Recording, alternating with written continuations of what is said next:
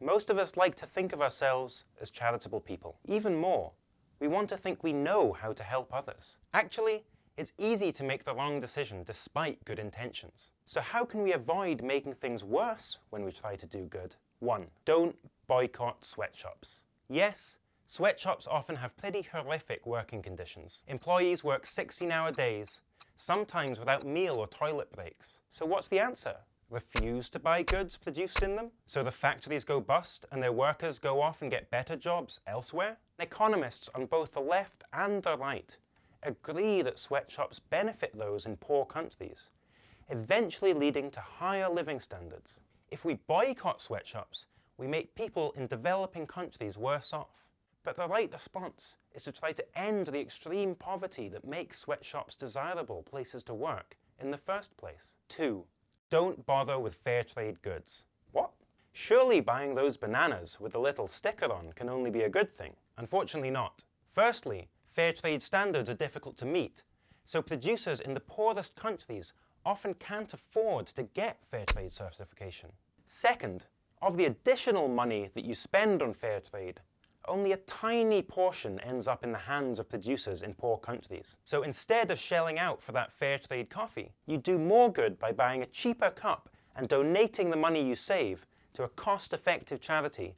3. Don't donate to disaster relief. In 2011, Japan was hit by the 4th most powerful earthquake since records began.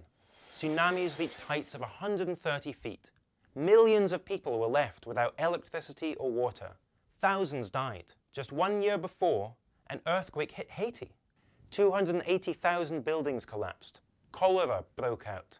Thousands died. In both cases, there was massive international media attention. In each, the total international aid raised in the immediate aftermath came to around $5 billion. But the response shouldn't have been so similar.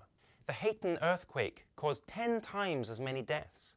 And Japan, being the 4th richest country in the world, had the resources to deal with a disaster on that scale.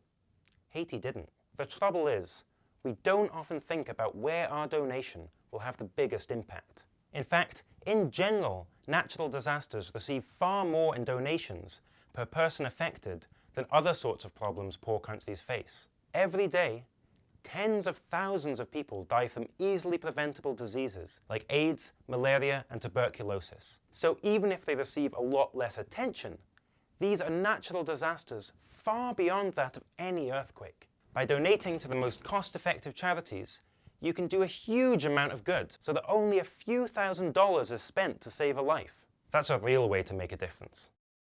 Why I left my job in the city to fight ISIS. Can you remember the first time you heard about the Islamic State? For me, it was when Mosul fell in June 2014. Tonight, Islamist rebels captured the major city of Mosul.